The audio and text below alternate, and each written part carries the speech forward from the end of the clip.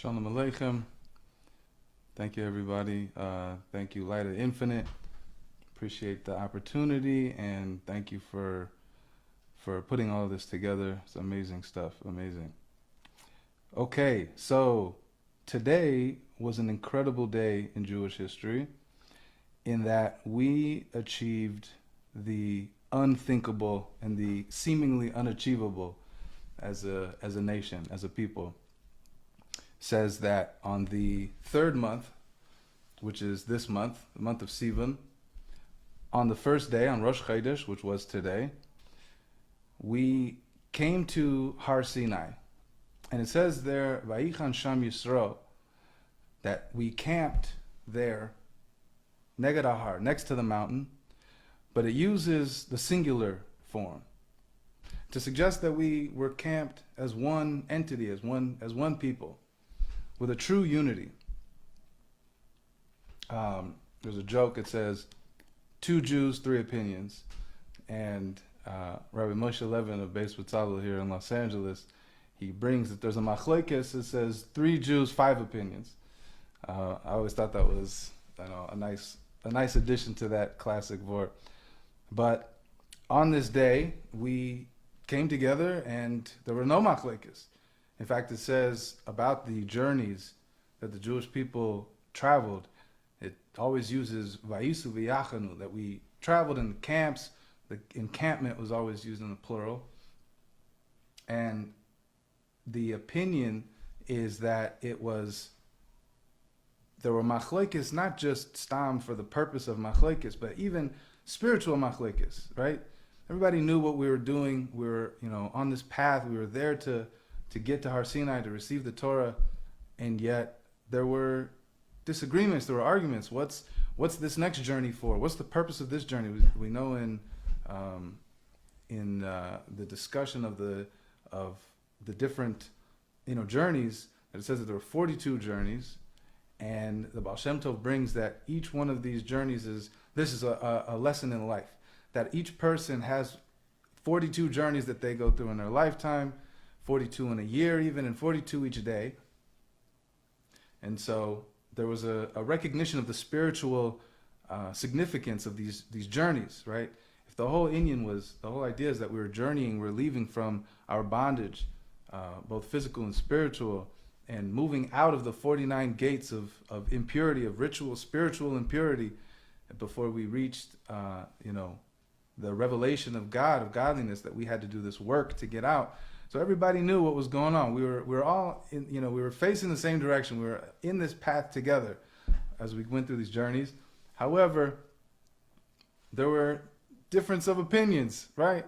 It was Jewish people. We may not always see eye to eye on everything, and so we go through this journey, and we get to these every single piece. There's maybe an argument or a dispute about a faction or some detail. This is obviously the best case scenario as to what it means by there was always machlekes.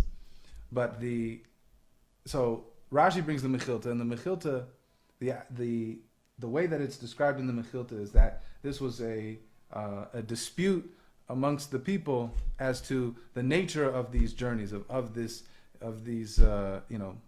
the setting up of a camp, and then taking everything down and moving, and then resetting up the camp. That it was going fast, it was going quick, and they wanted to have a better understanding, a better grasp on what was going on. And so there was a dispute here.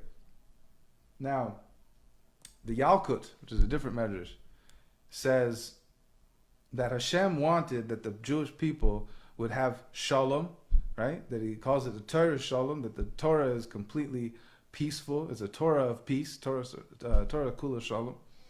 And as a result, he needed the people to be shalom, to have shalom. So therefore it says that when we reached the Har, it says Vayichan Sham Yisrael, that when we camped, and the Mechilta and Rashi brings, and Rashi says specifically Ka'ish Echad, Belev Echad, that we were as one people with one heart, one person with one heart, more specifically. Now, the greatness of peace, of being unified, it's not always best to exemplify or to be exemplified through something negative. But the Medrash Medrash Rabbah, it says something very interesting when it comes to the Dor Haflaga, the generation that was dispersed. So there was the generation of the flood, and everybody is familiar with the story of Noah, the story of the flood, where the people were behaving so horribly that Hashem wiped the earth of these people and then rebuilt. That later generation was the Dor Haflaga, which is the generation that built the Tower of Babel, as it's known. And the Medrash says like this, to kind of give a sort of an analogy to describe how each generation of these two generations had their own sort of malfeasance that they brought to the world and to Hashem. So the example, the analogy it brings, it says, what's worse? A person that comes to the king and says, either you or me can be in the palace. That's one option, meaning there's not room for the both of us. Or the other side, another person might come and say, only I can be in the palace, meaning you don't belong in the palace, I belong in the palace. So obviously the second one is worse. They're both bad, they're both negative, but the second one is worse because it's a complete denial of the right of the king to be in the palace. So the Medrash explains, the Dor HaMabul, the generation of the flood, they said essentially, they recognize Hashem, they recognize Hashem as the king, but they want to know, what's in it for us to just obey the king. We should be able to do our own thing. And so they essentially are the side of saying, either you or I are going to live in the palace. Meaning either we're going to do what you say, or we're going to do what we say. What's in it for me? What's my motivation? The Dor HaFlaga comes along, and they say, who gave this king the right? Who is this king? So they challenge him. They want to challenge Hashem. And they build a tower that's supposed to go all the way up to Shemaim, up to heaven. And on it, it's not good enough that they want to challenge Hashem themselves. No, they have to put an idol, right? They got to put an idol at the top of the tower.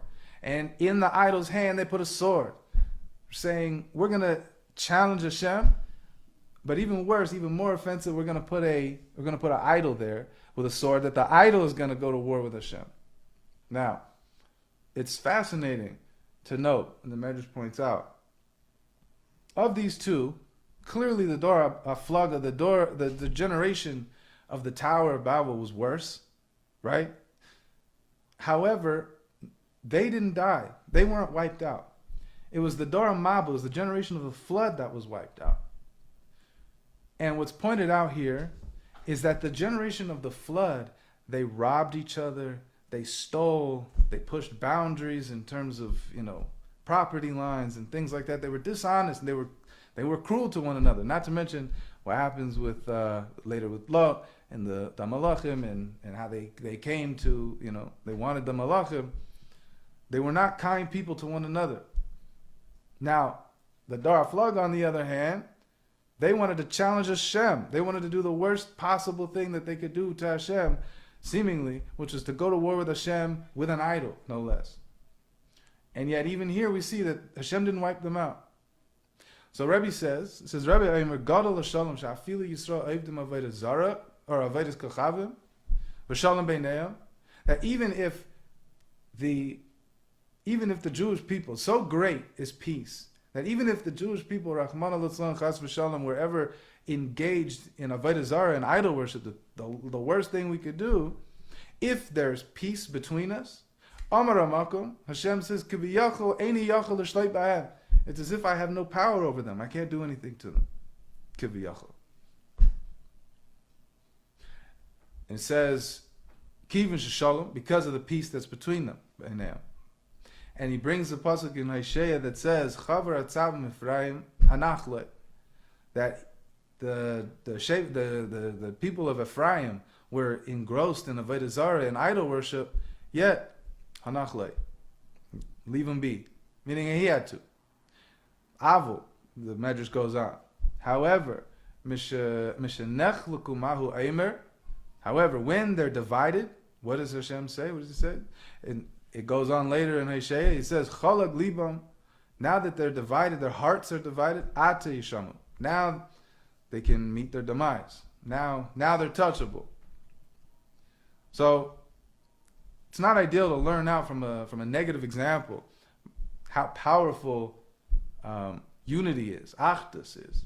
But it's clearly so important that Hashem, it's not necessarily a way of finessing out of punishment from Hashem, but more so it shows, it speaks to the power and to the impact and to the importance of achdus, of unity, of coming together. Ke'ish echad, belev echad, as one person with one heart. Now, Torah Shalom. The fact that Torah is peace speaks to several ideas. First of all, on the one hand, you have machlekes, you have disputes between people, as we said before, clearly as it pertained to the Jewish people as they went through the different journeys and the encampments. But we can even see that Torah itself exemplifies, and everything about Torah is identified with peace. Now, there's a concept that clearly machlekes, dispute, argument, is exemplified by the number 2. Right?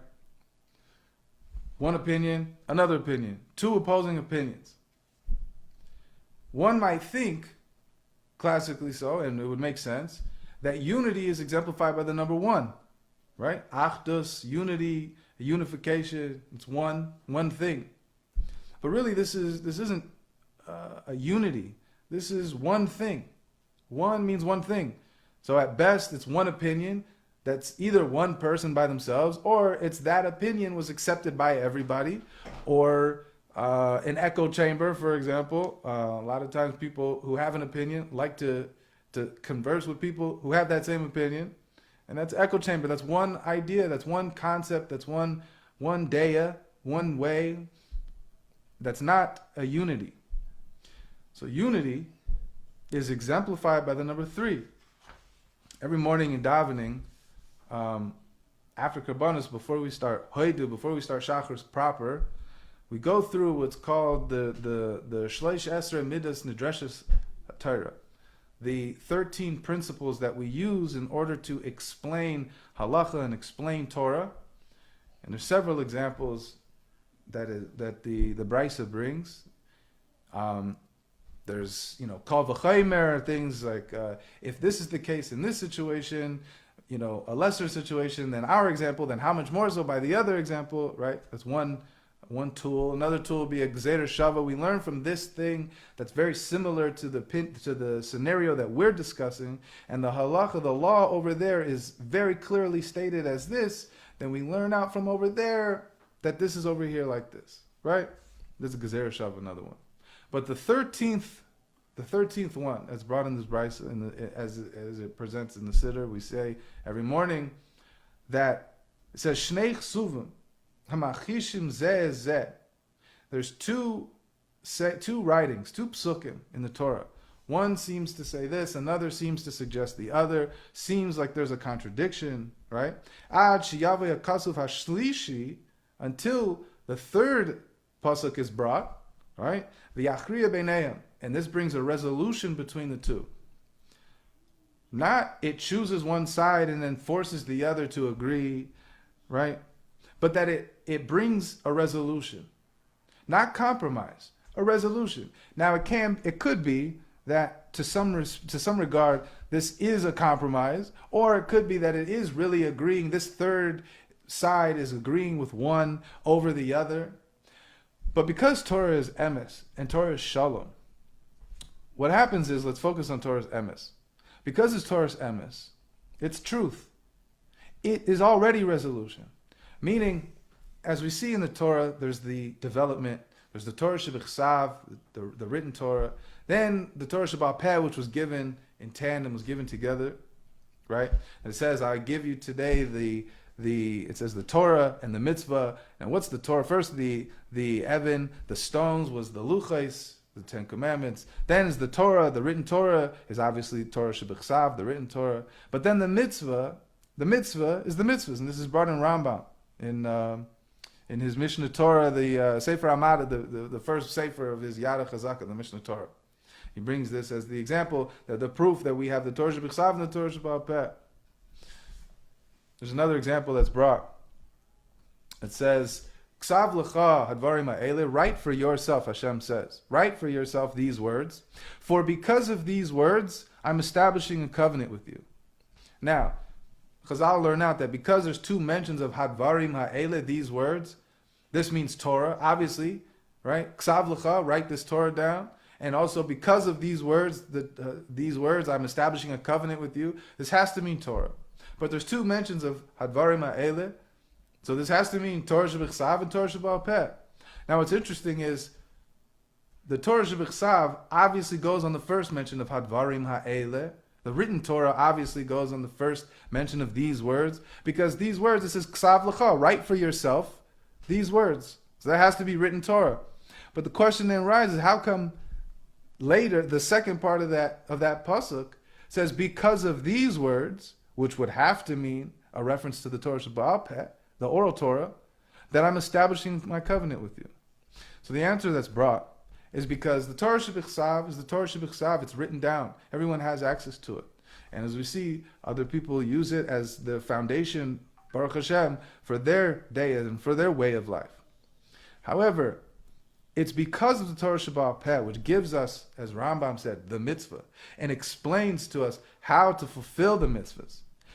One can see that it's through the actual fulfillment of the mitzvahs that the covenant is held solid. So it's because of the Torah Sheba'al Peh that allows us, enables us to fulfill the mitzvahs of the Torah Shebechsav, and that's where the bris, that's what the covenant is. So the Torah says, there's a first opinion, there's another opinion, there's a third opinion that ties it together, or ultimately gives you the proof, or the truth. This is the truth, and this is what matters.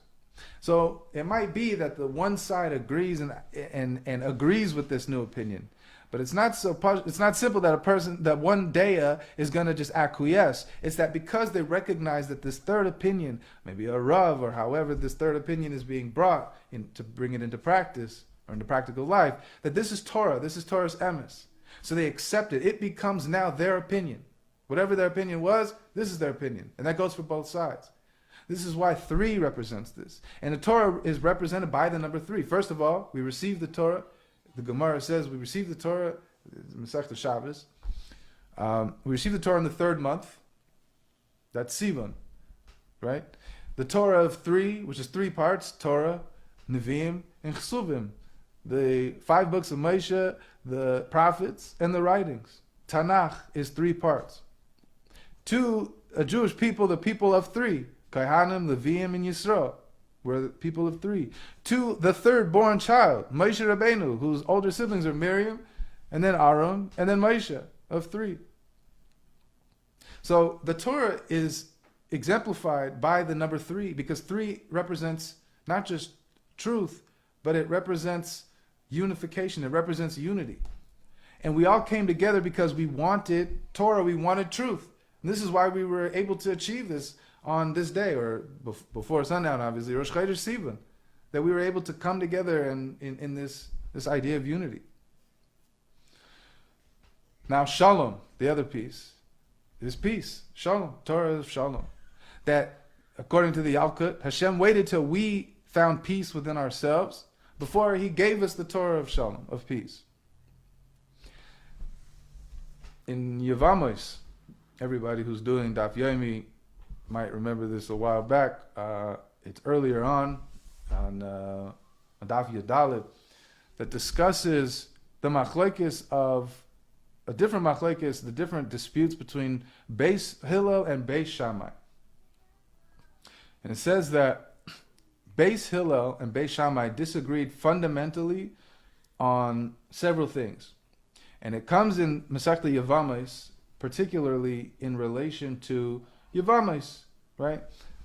There's a mitzvah that if a woman and a man are married and he passes away before they have children, there's a mitzvah of Yibum that she could then marry a brother of this husband, and then have children, B'ezrat Hashem, have children, and that would be in the merit of the brother, and this is a mitzvah, this is a big mitzvah.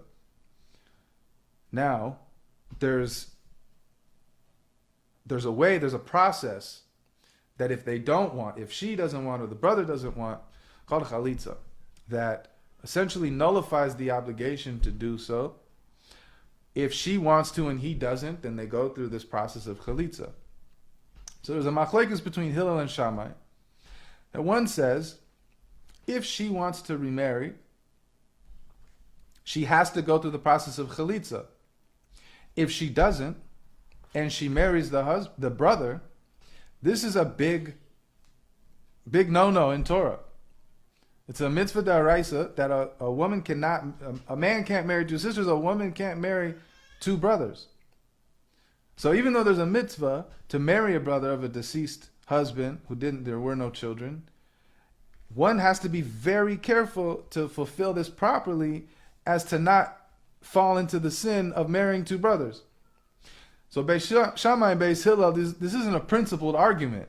This is a difference between creating mamzerim, right? These children that can't marry into the camp of Yisrael.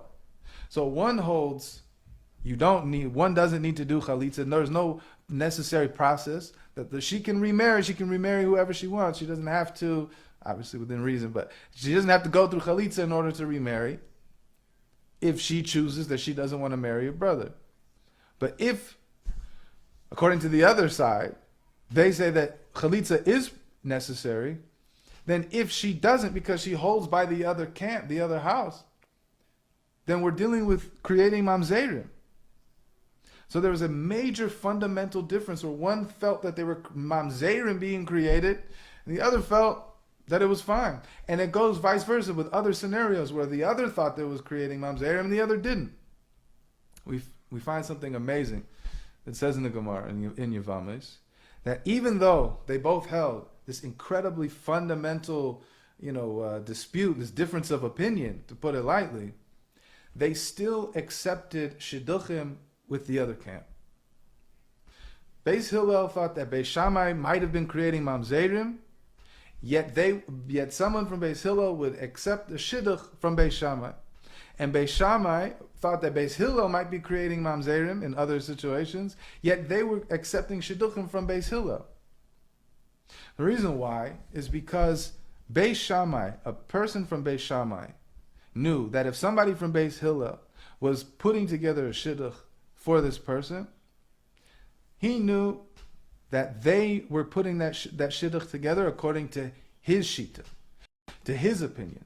Meaning he trusted that Hillel at least had enough kavod, they had enough respect for one another, that I might think this isn't so great, but I know that this is how you hold, so this is a shidduch. And they trusted each other because they respected each other. This is Torah, this is Shalom, the Shalom of Torah. In 1978 and I think into 79, there was horrible civil unrest in Iran, and the Shah was overthrown, and there was the Islamic, revolution, and the overthrow of the Shah, and they put in the Ayatollah, and there was a scramble for the Jews of Iran to get out of there, and just waves of Persian Jews coming out of Iran to safety, and there was a big effort in Crown Heights, led by Hecht, J.J. Hecht, and I think it was called Operation Exodus, where it was this endeavor to get as many Jewish people, particularly children, to safety into New York. And a year that they got there, they were maybe 1,000, maybe more young Jewish children that found themselves in Crown Heights, separated from their families, that were in Crown Heights. They found themselves, first of all, forget culture shock, right? They were from Iran, and they come here. It's Hasidim, Ashkenazim in Brooklyn, New York, no less, right? And they all had their different host families that would set them up, and they had, Pesach established and set up for them.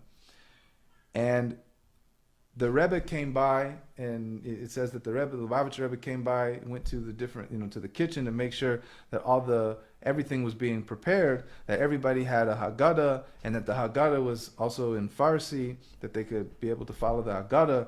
But more importantly, he made sure that they all had rice. Now, in Ashkenazi tradition, I'm sure everybody's familiar with this idea. Ashkenazim, rice is kitnius. We don't have rice on Pesach. We just don't. That's our shita. But the Sephardic culture, the Sephardic community and the Mizrahi community, they have rice on Pesach.